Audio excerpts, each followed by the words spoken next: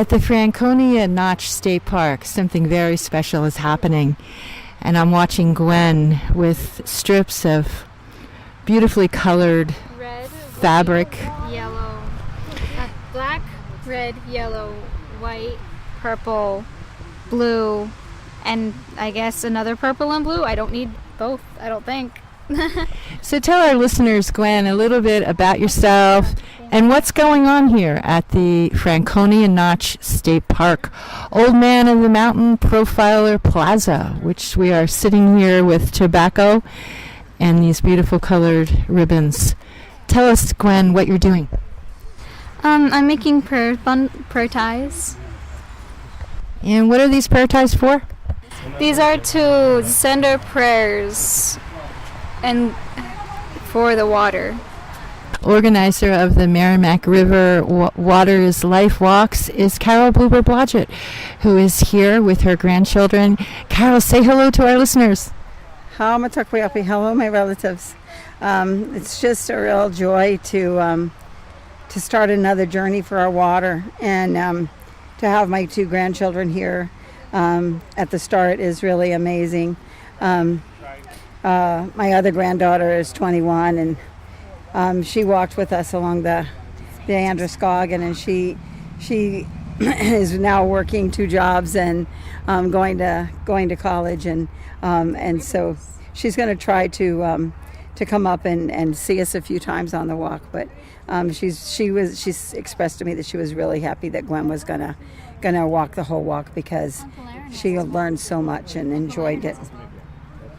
And so she's tying a prayer bundle, 7 direction bundle, and for the to leave for the 4 directions, and then one for Mother Earth, one for Father Sky, and one for center, both the center of creation and the center of ourselves, the center of this Earth Mother, and so she's going to.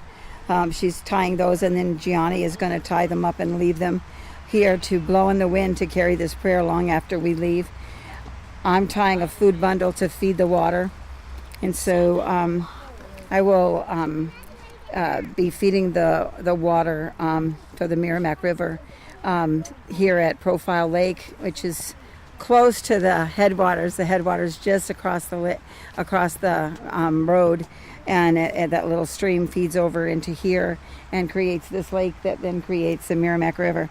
And so, it's really interesting when you get to go to the actual headwaters and see how small that little trickle is at the beginning as it moves down.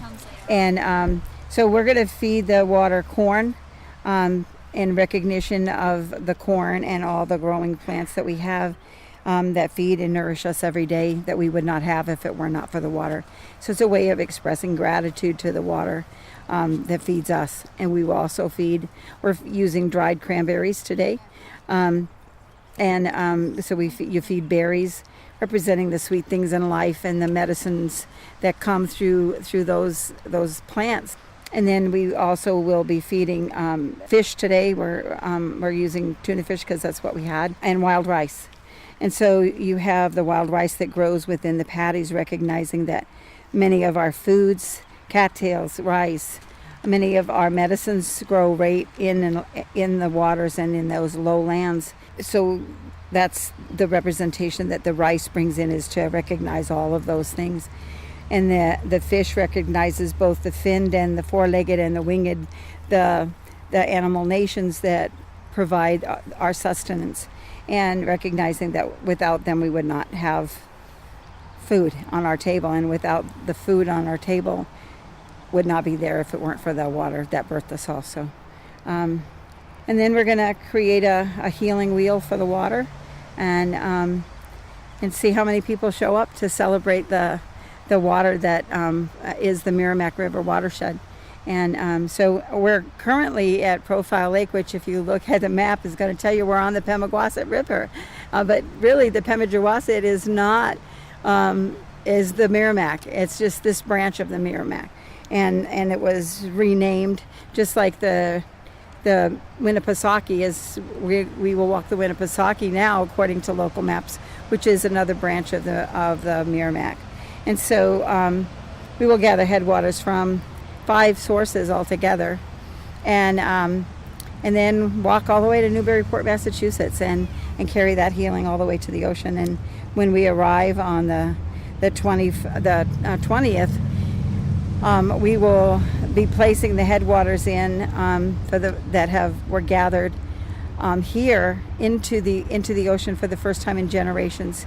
That water will have traveled unobstructed by all the dams and unaffected by the pollution that they have. And so, did I say this already, that the Merrimack is on the top 10 most endangered rivers in the United States list? It made it on the list last year. The biggest issue is sewage. And so, if we know that, and we're hoping people will become aware of that, and they'll begin to see that, they can make a change by talking to their towns, talking to their local representatives. How can we raise those standards? What can we do as this small town? How can we change that? And so if we don't know, we can't act. And so hopefully this will draw a little attention and people will become aware. And if you don't know, you walk by problems every day and you just have no knowledge that they're there. So thank you for coming, and it's good to see you again. And thank you for this beautiful water protector shirt.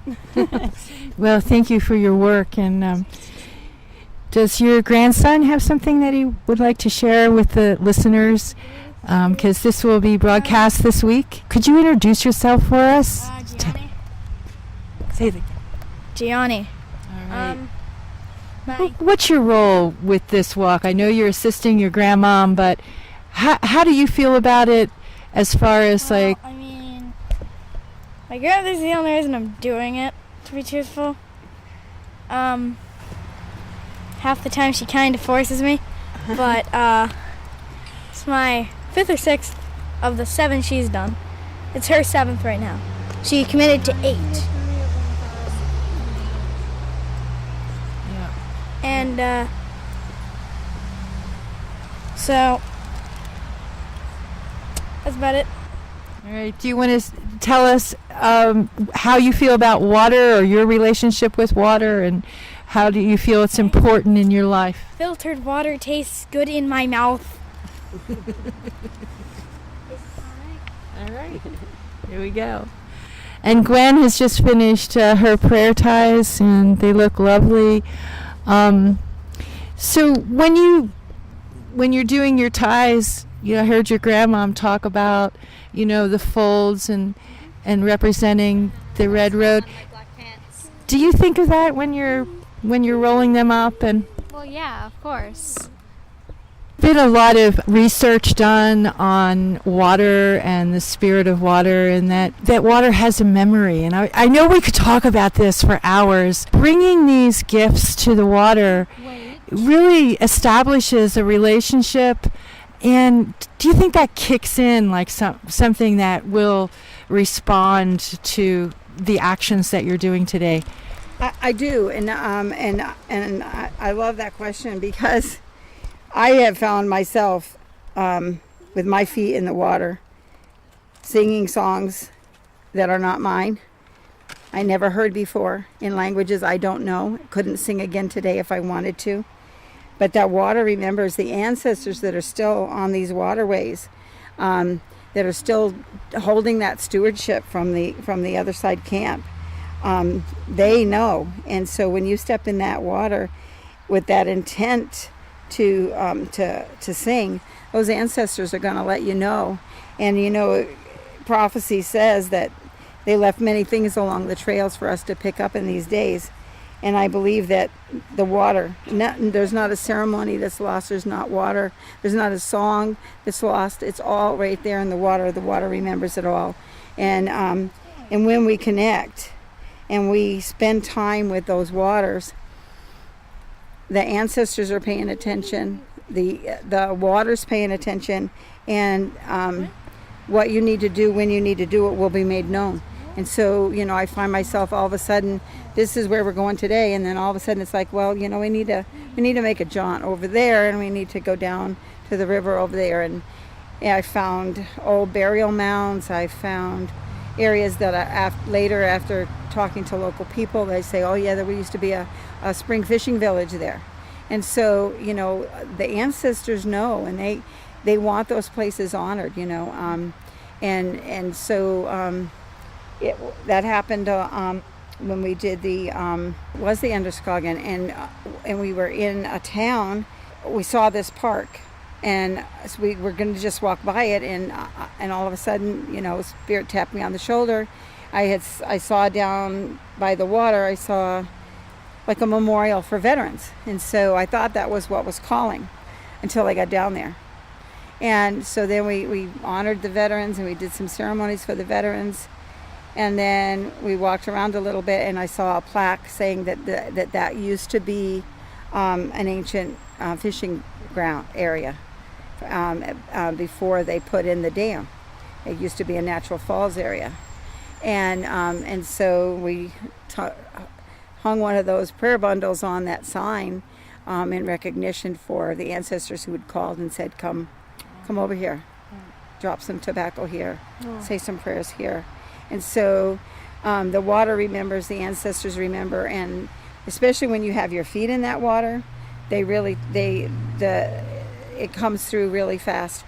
You're 75% water, so that knowledge transfer from water droplet to water droplet is just amazing, and it's huge, and it's for me, very life affirming to feel that connection and know that, not just what I'm doing right now, but what I'm going to do when I'm in the other side camp will change what's happening, and so I just encourage people to spend time with the water, get your feet in the water.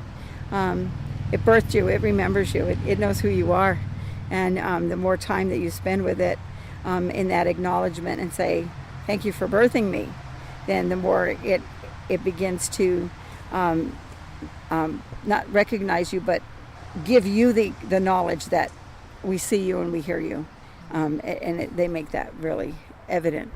With your spirit guides, you know when they're tapping you on the shoulder. Even if you don't know the name, you know when they're tapping you on the shoulder. So thank you for asking that question. I really appreciate it. About the water remembers, ages ago, people would have a cup of water before they go to bed. They would drink half of it and leave the other half on their bedside table so that the water would remember their dream.